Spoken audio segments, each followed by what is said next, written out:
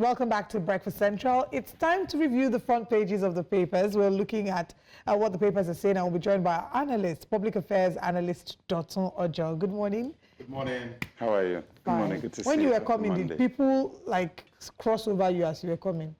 I didn't drive. Because you're wearing like... No, I don't even want to talk about this thing because how can you... No, it's like the community has conspired against me. I walked into an office and they were calling me, I don't know, I don't want to advertise a brand. I know. They just called me. I said, what are you guys saying?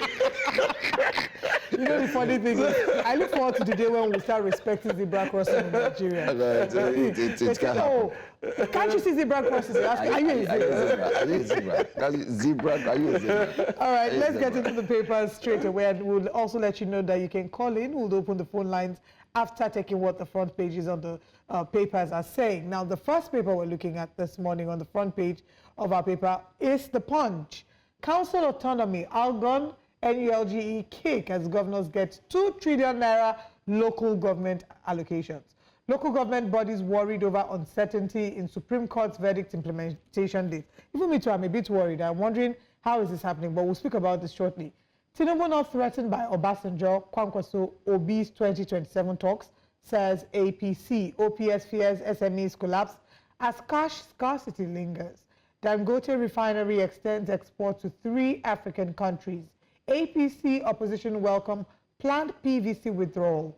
ECOWAS to approve Niger, Mali, Burkina Faso's withdrawal on the 29th of January.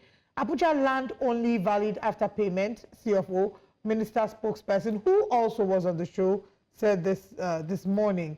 NDLEA seizes 83 kg drugs from Canada, arrests 3. And final story, vet toll hits 20 as boat capsizes in Benue. That's all on the front page of the Punch newspaper. Well, let's take another one very quickly and run straight to our guest and listen to the analysis. Daily Independent is the next one. Tinubu asks ECOWAS to emulate Ghana's democratic practice. Nigeria clears 85 billion naira, $54 million ECOWAS levy 19 years after. Regional bloc OK's exit of Mali, Niger, Burkina Faso outlines conditions to accept countries back into fold. Serap at the top there, top left. Serap sues Tinubu over Humanitarian Affairs Ministry missing 57 billion naira. Do you know? Anyway, everyone seems to be quiet after that 57 billion naira was missing. Nobody has said anything till now. NG expresses concern over plethora of anti-media free speech laws. I agree, there seems to be so much of them. We need to understand what we're working with. Tinubu urges new IPI leadership to work with his administration. NAFDAC denies approving long detox tea promoting smoking. We see a lot of that online. 20 feared dead in boat mishap on Benue River. Federal government secures convictions of over 200 terrorism suspects. And lastly, I'll take this one before I go to you, Mr. Dotun Ojon. CBN looks helpless as cash scarcity bites harder. Experts lament. Over to you now. Which of the stories would we start with? Let's start off with Niger Republic, Burkina Faso, and of course Mali exiting the regional bloc, ECOWAS. Okay, good morning once again. Good morning. At every point in time when you elect anyone to govern you, I have said it repeatedly that the mentality of leadership determines the direction of any country. So when you are electing somebody to lead you, you are not just electing because you like the person. You are electing because you want to either define your destiny direction or your democratic process. So what happened is that most of the times you look at democracy is global, most acceptable kind of government, and a lot of us have actually attested to the fact that it's better to be democratic than to experience military rule. Again, the process of democracy is a bit very slow on sensitive matters that affect life and the people. For instance, as we speak, the 3 nations we've talked about up to maybe recently have their central bank in France. And sometimes when they want to get money, they get loan from their own bank from France. So if democracy has watched this over a period of time and has not been able to do anything, and if a leader now comes on board and says, oh, this is what we want to do, and democracy may not be able to accommodate it, you may not blame them. You actually may not blame them. And this is not to support any form of government aside from democracy. But I'm saying to you that the destiny direction of any nation, where you want to take it to, determines the kind of government you will adopt. And if I am moving away from a particular country or from a particular philosophy, because France is not a country, is actually a philosophy. It can only be a philosophy, it can only be a country if change of leadership amounts to change of how you deal with your allies. But over the years, France has changed leaders, but the way they treat their former colonies has actually remained the same. So if the chairman of ECOWAS, as it were, is moving close to France, and the bodies, as some countries within ECOWAS are saying, we want to move away from this philosophy, then it becomes exceedingly difficult, if not practically impossible, for them to come back to the same regional bloc. So when this happens, people like us have seen that if your chairman is moving right, and you think at this point in time that your destiny direction is left, then staying in the regional bloc will not be advisable. And this is exactly what has played out. And it can be painful that ECOWAS is pro-democracy, and some countries are saying they are not doing again. But as it were now, we still have about 12 of them still sitting in ECOWAS. I think our focus now should not be on people that are leaving. It should be to better the lot of people that want to stay. Well, I mean, another sentiment that I've often heard expressed is, yes, these ones are planning to leave and start the alliance of Sahel states. But what really is the definition of democracy? It's the government of the people, for the people, by the people, according to Abraham Lincoln. And what if the people have now decided that the form of government that they want is military government? Okay, so it's a bit very dicey because of the fact that if you have read history, you discover that one of the reasons why people are running from military is authoritarianism. Because it gets to a point, if care is not taken, if you don't have people who check you, you can actually become an authoritarian leader. Then that's one of the things. And because this is very close to what I explained to you the last time I came about the subject of leadership in Africa. One concept that is very popular in Africa is ruling throughout life, which is brought in from our traditionalism. And I said it to you the other day, that when you install the traditional ruler, if not for the intervention of state government now, that are putting their mouth where they are not supposed to put their mouth into traditional institutions, removing kings. The concept of traditionalism in Africa is that once I become the Igwe of my community, I rule throughout life. So that is closely linked to authoritarianism. So when you give military personnel power, they often confuse it with ruling throughout life. So either they are ruling well or not. Every authoritarian leader you see in history starts well. Every one of them. You can talk about Zimbabwe, for example. Mugabe was one of the fantastic leaders when he started because he needed to return power to his people. But it got to a point that he's been challenged by age and he just wanted to stay throughout life. So this is why a bit when you talk about military rule, people are a bit very skeptical. So it's not just about what the people want, it's about the experience. We call one thing in psychology, we call it eternally generated data. When you want to make a decision, your brain runs to what has happened before. So what has happened before in the process of governance in Africa is that we've seen leaders who want to just sit there. And that's where the issue of third time came in 2006, though the person involved has come out to deny it again and again. But one of the people, Senator Ilawo, had also come out to say, yes, there was actually a plan to hatch a third-time agenda. So this is why a lot of people are a bit very skeptical about military rule. Well, again, these arguments will keep going on on, because there are those who will talk about some of these seeming benevolent dictators, as they've been referred to in some cases, or authoritarian rulers that they've seen that have benefited their countries. Paul Kagame, for example, is someone that, you know, the people in Rwanda may argue, you know, that he's a leader that they've embraced and that has done well for their country. But he just did an election. Yes. Yeah, but for the duration. For the duration, and that's why I said that we need to be very careful. You see, one concept of, I'm very heavy on the subject of leadership in Africa because it took me 4 years to be able to study it. And I came out with a book, Understanding Technical Leadership. And one thing that Africans are not aware of is what they call living. Living is part of leadership. And you just get to a point where you think, today nobody will be talking, and I'm being sincere, nobody will be talking about Mandela the way we are if he had not left when he left. So living is part of leadership, and all of us must be able to study that, man, you just have to do it to a point where you think, oh, let me live. It's not about even installing the person that is coming after you. It's about creating a system that gives room for people leading for a certain period of time so that Right. new innovation can come into leadership experience. I mean, it is still subject to debate, but let's course, we'll move the continue to talk conversation about it. away from Yeah. ECOWAS. But just to mention again to our viewers, we've seen that a number of you have tried to call, and there was a bit of a technical glitch, so please keep calling again. Let's go to council autonomy on the front page of the Punch newspaper. Algon NULGE kick as governors get 2 trillion naira local government allocations. Local government bodies are worried over uncertainty in Supreme Court's verdict implementation date. So the expectation was that the money will no longer go to the governors and that it will go directly to the local government, especially after the Supreme Court's verdict. So now it's a bit concerning what is going on. Authoritarianism that we talked about look very big until we break it down and bring it home to people to understand.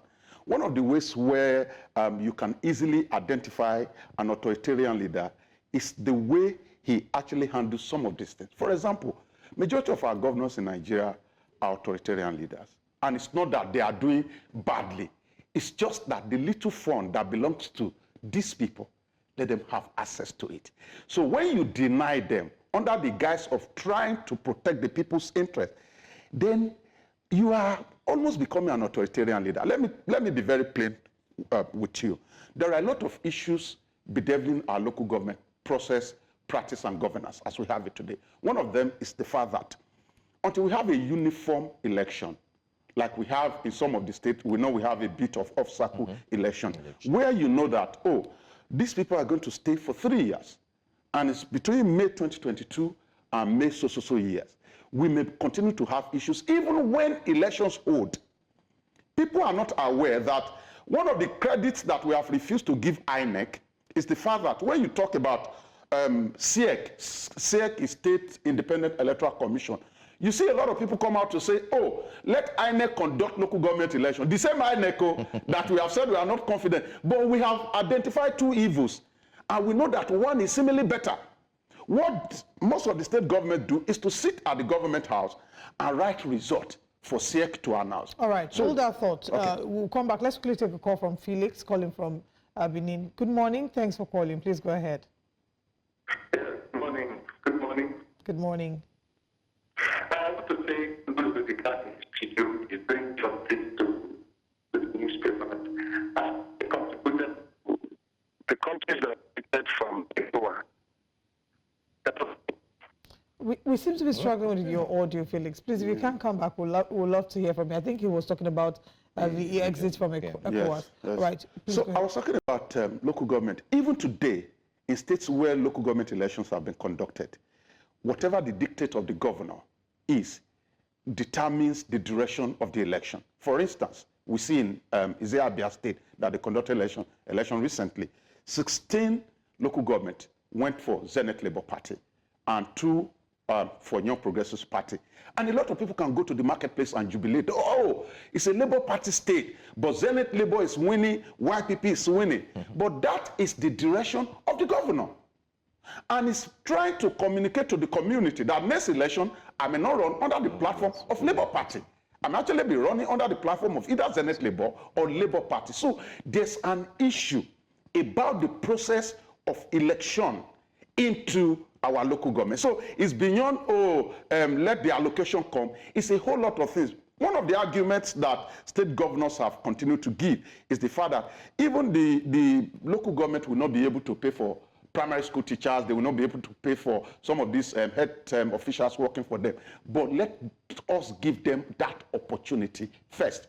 The allocation formula, the sharing formula today, stand at 56, 26, 20. That's 56%, I think 56.2% for the federal government, 26.3% for state, and 20.something% for local government. Let this money go to them. But of course, I know that the federal government also, after the Supreme Court judgment, is trying to look for a robust political solution. And I know that the solution is not going to exclude the fact that money will come directly to local government. The question has always been, when will they start?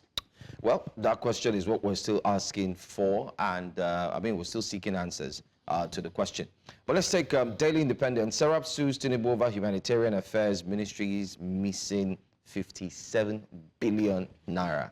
Dotun, you've been here for quite some time now. You've seen how we follow through with this story, even from the press up until now. But it seems like the Federal Ministry of Humanitarian Affairs and Poverty Alleviation in 2021 had some missing money, and yet till now there has been no accountable information or source as regards where these monies went to, what has happened to those who were involved, and so on.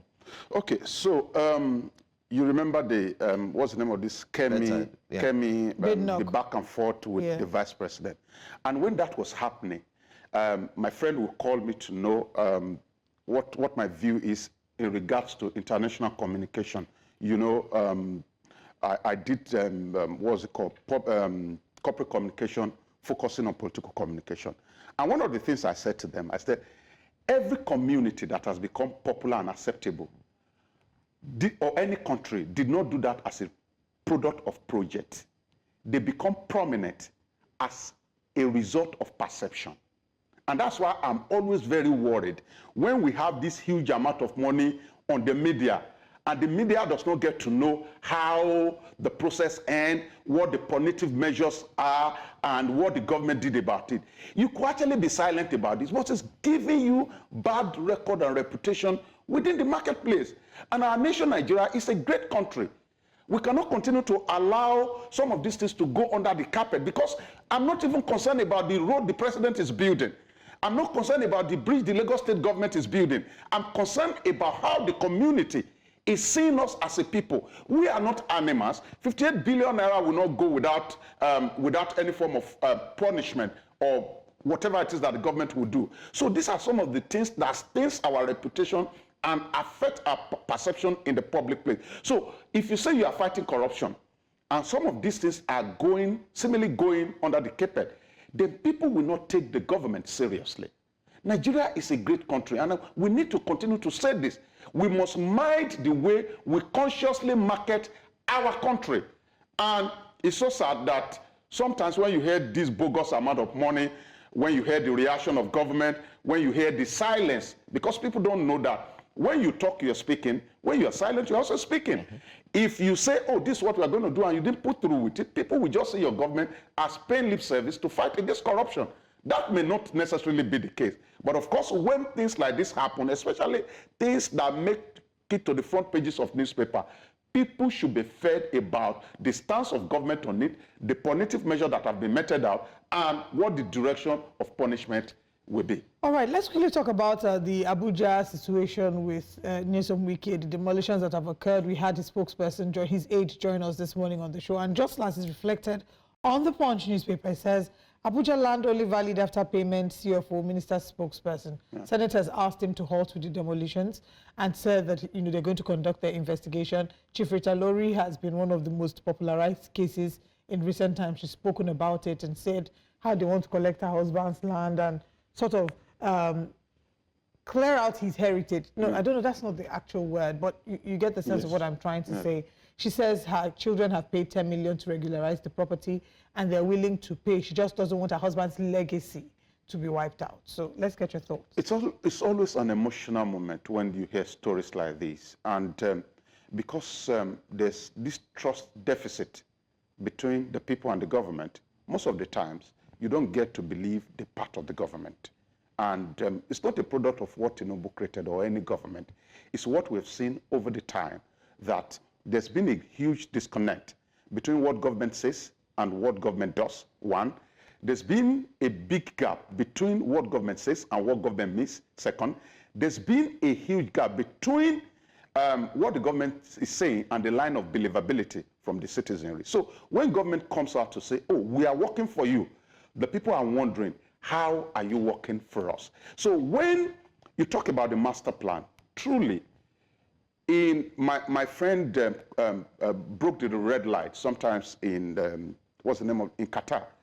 And when we made the calculation years back of how much he was going to pay for breaking the red light, it amounted to about 300,000 naira.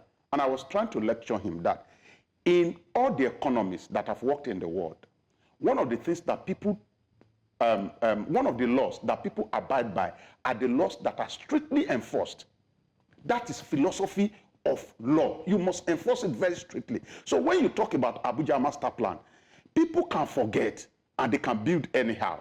But again, the process of your engagement with your citizenry determines whether you regard them or not. And people are not totally concerned about what happened. It is how. It is not about what is said, for example. It is how you say what is said. And that's why I think the intervention of the Senate is actually necessary at this point in time. That, okay, let us even engage these people. Where are the gaps? So that the community can actually know the exact same thing. It is not our place to come on television to begin to apportion blame or make judgment as to what really happened. But it is our duty for us to remind the government that everyone Nigerian is actually a citizen. No matter what it is, we must learn how to engage the people properly, even when they have done something wrong. And you see where the problem is? The problem is also always resident with the government. One government will come and we sleep. We not say anything about the master plan. Exactly. Allow Why did people he to build. So when another government creating problem for the next government that will come, another government will come and say, you remember the direction of leadership, and say, oh, we want to make things right. And everybody demonize the government. So it's still about government. And why is it government? It's lack of system. It's because Nigerian politicians want to be bigger than their system. So they don't know how to create a system to say, oh, if I begin from here, I end from here, the next person, as a matter of compulsion, must begin from here. We can't just go to sleep and leave the law and allow the people to do anyhow. What makes a community, what grows a community is law and order. And if any government sleeps on law and order, we have chaos in the community. Well said. Well said, Dr. Ojon. Thank you so much for joining us and sparking off our Monday morning. It's always a very fine note. Though she's taking over my colors, and I've decided to just let it go. To maintain my black and white. And now you are calling me zebra crosser. No. I was just asking. You are forgiven. Okay, at this juncture, I will be the umpire. Thank you so much between the two.